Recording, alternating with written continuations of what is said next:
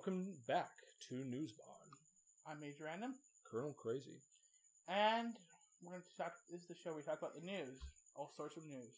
All kinds of news, and we will be giving our opinions on them. So if you don't like that, I suggest you tune off. Yeah. So we're going to be doing 3 subjects today. So the first one is Kent Hovind was released from prison Dr. recently. Dino. Dr. Dino, I believe it was this week or so. He was released from prison, and I believe I heard he was picked up by Jim Bob, the Duggar Dad. Oh, quite a network of great! This people. is fun. We have a fraud who tried to fake human and dinosaur footprints with the dad of a molester. Did Ken Hovind try to do that? I know Ken Hovind went to prison because he avoided loads of taxes, and the government really doesn't like that. That's part of it, yeah. I guess I heard something like he was writing off everyone who worked at his dinosaur museum as clergy. He was writing like the janitor off as like a priest or as ministry. He was writing the janitors and the whole staff off as ministry to get tax-free deduction. Okay, so he was writing off all his employees at his dinosaur museum. His dinosaur museum, teaching just basically making a bunch of assertions and no evidence to back any of it up. Typical. Yeah, and he wrote off everyone there. You know, it made a lot of money. He was running an amusement park. And he had tons of employees like any amusement park has, and he wrote them all off as ministry. Because he didn't want to have to pay for his taxes. Listen, no one's a big fan of paying taxes, but hey, when you do that crap, and the government's going to blow some fire. Everyone knows how the biggest assholes get caught for tax evasion. I mean, you had Capone. You had. I think Wesley Snipes is an asshole. I'm saying a lot of the guys. Then again, I don't know the guy. Not Colin Woodson. I'm saying a lot of the people who get thrown in jail who are just dicks. Well, Al Capone's the only thing that could catch him on.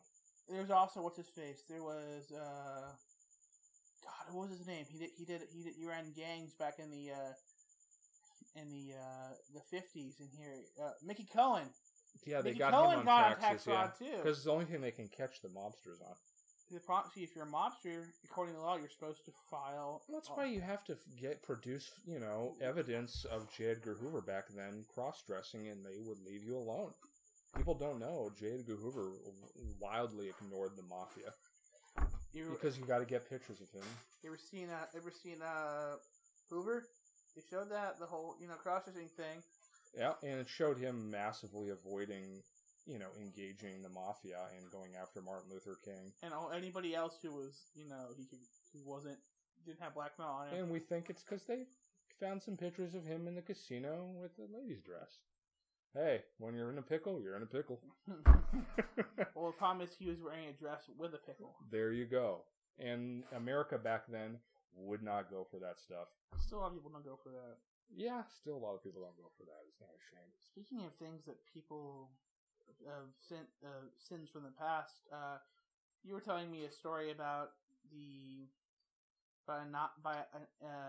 was it a 90-year-old ex-German soldier from World War II being brought up on crime? Yeah, he was in his 90s. This was maybe, I think, a month ago or so, and he was convicted on being an accessory to murder because he was an accountant at Auschwitz.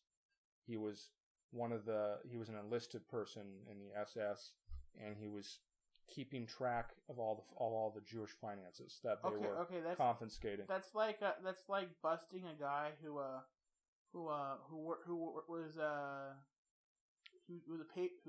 a desk jockey for Bernie Madoff. Yeah, I mean, I think I've rarely had conversations on this issue. I don't hold enlisted people of any major military responsible. I can't. I mean, you'd have to put every enlisted person in this country in jail. Think about the controversial wars this country's been engaged in. Okay, and you don't. No, The enlisted men, you don't blame them. Okay, you don't. There are people who are been mad at them. There's always war protesters throughout history that have been always blaming the soldiers, and I said that's retarded. They don't have a choice. They're slaves. Come on. A lot of people were drafted. Certainly in Nazi Germany, they had a draft, and if you didn't go, you were dead. Which brings me to another point. There's a famous photo that they recently showed of a bunch of Nazis saluting in one of the big. Yeah, And there's a picture of a man not doing it. He's literally sitting like this, pissed off. And they did research on who that man was, and he was a former Nazi, and he got disgusted with it all. And what happened to this man? Did he just go about his day and get like a talk show on the news? No, he didn't. His wife was Jewish, and she was put in a concentration camp with his kids. They all eventually died, and he was put in a labor prison, and he died. So that's what occurred if you defined the Third Reich.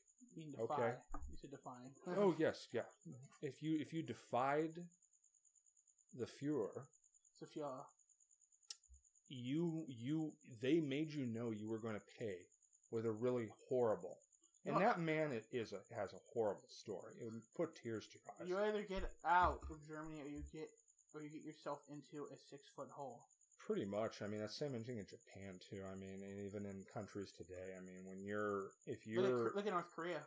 Yeah, North Korea is another example. There's been most of the people who've escaped from there were former soldiers of all their little prisons. A number of them, actually, most of them are women. They say most of these are women who basically left because they didn't like the. Some I think were soldiers who left. Yeah, and the Nazi issue. I mean, it's the COs that. It's the COs and a lot of these people were running like the torture with the human experimentation. Human experimentation, Dr. Mengele. I mean, these are real big game players. Here, these are real dangerous people. Yes. If you can't say an enlisted person. You can't really place that weight on an enlisted man. I can't. Sorry to say, if you feel I'm disingenuous, but I don't believe that at all. That's stupid. If you've ever seen Band of Brothers, there's this whole scene where they show a general talking to his men after the war, saying, "I hope you guys have happy lives," because he realized, because even they showed as the brass back then realized that many of the generals weren't Nazis. They were part of the party because that was expected, and they weren't actually. Yeah, and if you didn't join, you died, and your wife died, and they had concentration camps, not only for Jewish people, they had them for defiant and insubordination. For political prisoners. Political prisoners. There's actually a number of Catholic priests. In the show we often get on some Christians, but there's a number of Catholic priests that said to the Reich and... Which pissed them off because they, if you don't know this, or maybe Hitler backed Pius XII as Pope, and any priest didn't fall in line, and Pius like, whatever. Yeah, and that was a good piece of history to point out about the Catholic Church and the many evils their hierarchy have committed. Right, but there were a number of individual priests, like there in that case in Africa, where you have certain priests with that other crazy evangelist group. Right, we're talking telling them to kill homosexuals. Right, but that's we're talking about Jesus camp, which we can talk about that one later. Yeah, but this is just a case where they threw a bunch of, in Nazi Germany, they threw priests who were being defiant. Who were being decent people. Being decent people, yeah. And a lot of people died in World War II and the Holocaust, and it's something to think about. There's a lot going on. And when you have a gun to your head, it really is bad. Yeah, I mean... Hopefully none of you get to ever be in that position, but unfortunately in that time period, people really did have a gun to their head. And you got to think, what would you do? I don't know. It sucks. So we were going to talk about one last thing. Iran. Now, many of you have been hearing the news about the Iran nuclear deal. And you're like wondering, what is this? The deal is that what Obama and he's trying to get pushed through the Senate is we have sanctions on Iran, meaning we won't allow certain people to trade with them. And the advantage is if to us is this deal would say Iran will put their nuclear program on hold for like really indefinitely. In exchange, we will lift the sanctions, and they will be, allowed to trade with Europe and us. Advantage to us is we get either extra oil. Oh, who knows? And the advantage to them is they get the influence of Western stuff, which means the problem again, if anybody doesn't know about the area, is there's been they're a theocracy. Hold on, I have a different opinion on the Iran thing. The reason why they're trying to get a nuke is because you're invading their neighbors. Right. See, the West is... you have a Western perspective on this saying, oh, they're crazy, they're a theocracy. I'm not calling them crazy. I'm saying I'm looking at it as completely... No, and I do believe you don't want these countries... Okay, a lot of Westerners don't want this country majorly... The reason why they're doing it, though, is because you invaded their neighbor. The irony is, back in the 70s, you were helping them build nukes. Well, I mean, the United States, as Ron Paul would say it, we've, as he corrected other candidates when he was running for president way back, we've been fucking with the country since the 50s. They were going to have a secular government, a secular government in the 50s, but they were not pro big oil. Gone. They want, yeah. Then they put. Wait. Let me Mohammad Mossadegh was the prime minister at the time. In the 50s. And his goal was to democratically elected. Yeah, what he wanted to do was make the country a lot more secular, and he didn't want the British kicking. You see, they were getting screwed by the profits the British were making on the oil. Yes, they wanted to nationalize oil, and they wanted to have their control over their oil resources. And he wanted to put the money back into the So they country. put in Shah. Shah played he already was in power. It was a constitutional monarchy. So he wasn't in power. He was just... No, but they overthrew this guy and they put Shah in. They established him as an absolute monarch. Because he was friendly to oil companies. But guess what? In the 70s, that changed. You had Shah wanted to begin nationalization again and turned... And all of a sudden, Shah goes and Khomeini is placed in. Well, not just that. He was also, a lot of people saw him as very too progressive, as trying to. But if you upset Western powers, they throw you out. No, because they wouldn't want him out of power because Khomeini was very anti-West. No, but at the time he promised them under the table secretly. You can read up on it. The British and both Western, I think it was CIA or something, they have a document, you can read a ton of articles that they're propping him up already in England before he was going to enter into Iran. Maybe the British, but not the U.S., because the U.S. Well, sure they would. They may appear differently because they'll say, oh, I'm against the West, fuck the West. That's just to get the general population revolving around you, but then what's your secret agenda under that?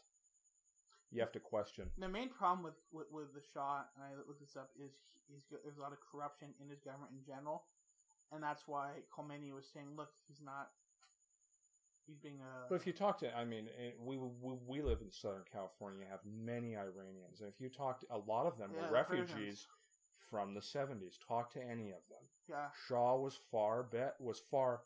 not better in the Arab world is a big loaded question, but you'll talk to most of them, and he was far more progressive. But my main point is the point is the West has been fucking with the Middle East and Iran in particular for years, and a lot of Westerners don't know this history, and they're like, well, why are they doing this? Why are they mobilizing? Well, if you kind of don't know that, in the past 10 years, you invaded Iraq. It's next door. If Canada was invaded by China and your country started mobilizing, would you be surprised? If you started mobilizing and getting scared. Would you be surprised? They're also annoyed because we're backing you back Israel. Yes, they have issues with Israel. Yep. And the Israelis have issues with their neighbors. Everyone I personally don't give a shit about I personally believe we should be out of there, leaving them alone. I mean, the issues in the Middle East are so vast and piled up and so irrational in many ways. There's no real resolution to any of that. I think the more the U.S. has been, the worse it's gotten. Can anyone see that? I see that. Yeah, I mean, I think the solution is you kind of got to get out. But yeah, when you have a region that's rich in resources, no one's getting out. So I think that's it for this episode. Remember to like, subscribe, and leave a comment, or don't. But hey, we're comment whores, so please do leave a comment. And if you don't want it, that's cool too. If you just want to watch and go on, that's cool too. Just watch the whole thing. Yeah, just watch the whole thing and comment if you like. If you don't, that's cool too. Alright, so I'm Major Random. Colonel Crazy. And this is the News Bomb. Exactly. We'll be back in a couple of weeks. Yes, by the way, quick note, we are switching to a bi-weekly thing, which means every 2 weeks for this show. So, we'll see you in 2 weeks.